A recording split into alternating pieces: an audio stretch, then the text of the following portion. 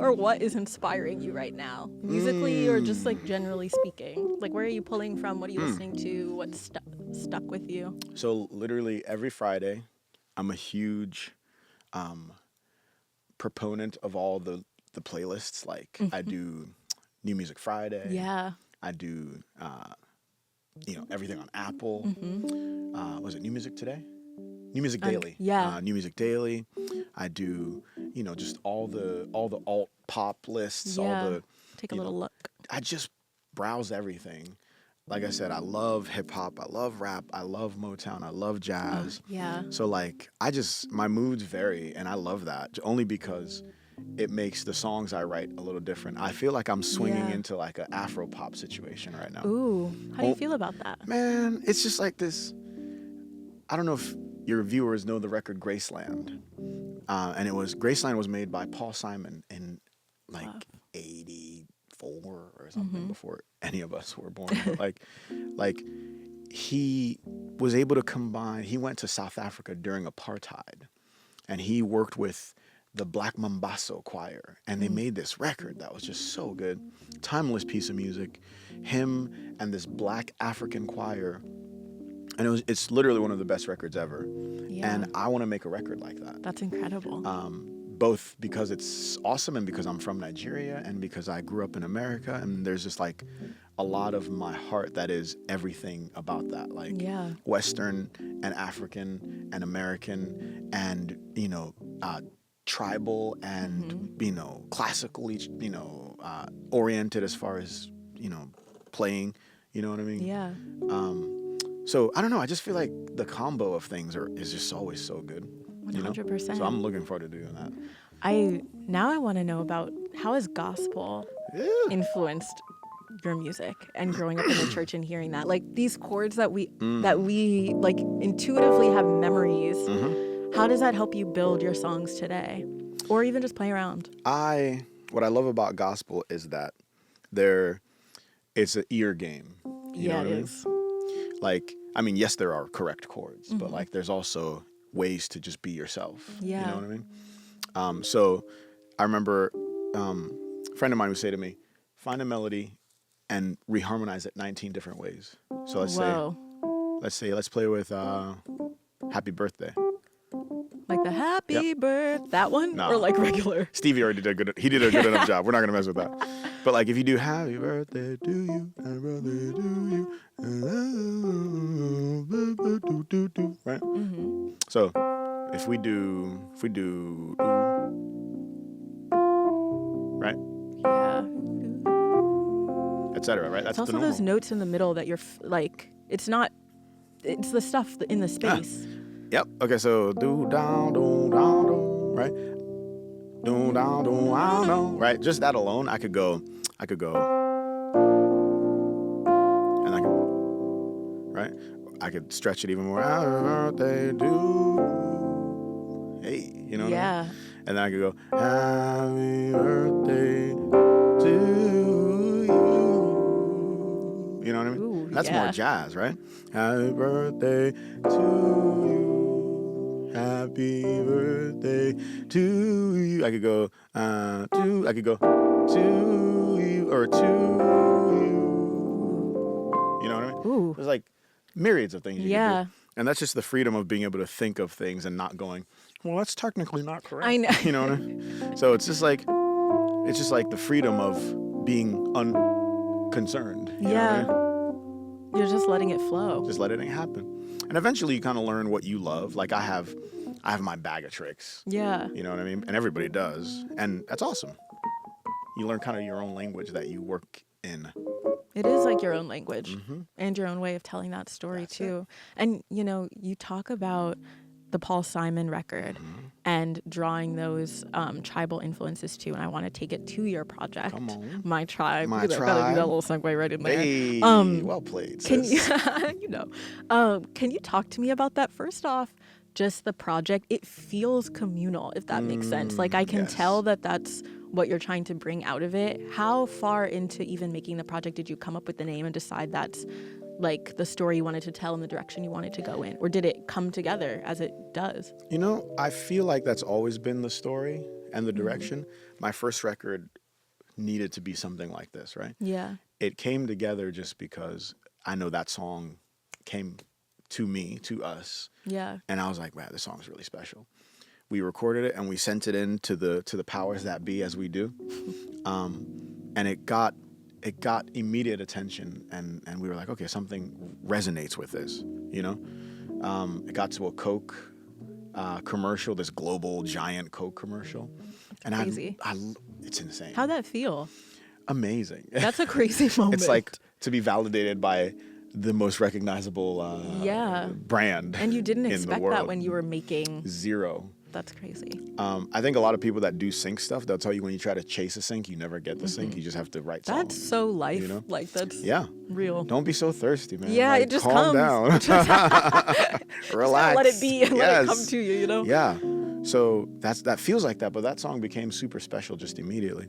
And I love the title, My Tribe, Yeah. because I'm from the Igbo tribe. So that bears like significance to me personally. And also just the people I've gotten to grow up with in the States, like the tribe I've surrounded myself with in life, in business, in work, and play, and in all the different areas. I just wanted a record to speak to all of that. You know what I mean? So that was the goal. And then, of course, like at some point I was like, I think we just call this My Tribe. Like, that's awesome. It just comes to you. Look how that just like flows perfectly. That's wonderful. Someone in the chat, the Becca Red L, asked, what was your favorite song to write so far? Favorite song to write? I'm really partial to, there's a song on there called Look at Love. And I love that song. It's this like, I wrote it on guitar actually, but it's this very Leon Bridges feeling love song, you know what I mean?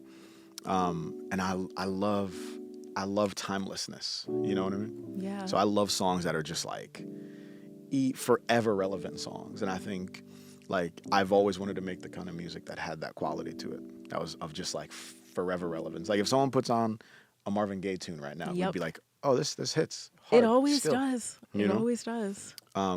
Like when, like this guy here. Oh my God. Yeah. So wait, I always play the game with people where as soon as they think it's one thing, I sing the other thing. So it could be, I've been really trying, baby. Ooh. Right? Or it could also be, when your legs don't work like they used to before. You know what I mean? Yeah. And I can't sweep you off your feet. So I actually think Ed had to hook up some money to the Marvin Gaye family. I feel like I remember that.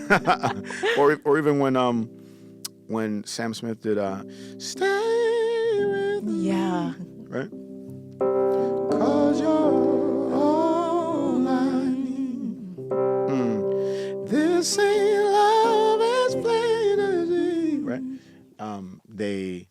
What is it? Won't back down. No, I won't. Yeah. So like, you know, timeless music inspires people to do other things. And I just want to make that kind of music that says something in such a way that no one goes, oh, this was made in 1970. We can't listen anymore. It just hits hard no matter Exactly. what. And you can just feel it, and that feeling lasts. Yes. And again, for those who are just tuning in, we have a performance coming later from Blessing. And for right now, we're just kind of hanging out. So feel free to keep asking questions. And I want to go even more into the music because I love the timeless sounds. And I know that we're going to be playing some of them too. But going back to your tribe and those sounds, What a World. Part 1. Yeah. I know we're going to play that and listen to a little bit, and your uncle is on the phone towards the end of it. I really just want to hear the story of that. We do a little like feature. He's the only feature on the record. Yeah, he is, and it seemed really fun to make. Can you kind of talk to me about that? It was probably a week before due date, before we had to submit the record to the label. And I texted my A&R Samantha and I was like, hey, something isn't finished yet. I need to do something. And she goes, Blessing, well, you have to turn this in. Blah, blah, blah. She really went, I know. All right, okay, I'm finding it. Okay. She was like, it's like a woosah, you know what I mean? She was like, breathe. She goes, what do you think it needs? Because it sounds pretty good. Because it's late, so. Yeah. And I was like, I just have to do something personal. It just doesn't feel like I signed my name on this yet. You know what I Yeah. mean? And so I ran into a studio with a couple friends, and I was like, there's this song I always used to sing as a kid. And it was this song, you know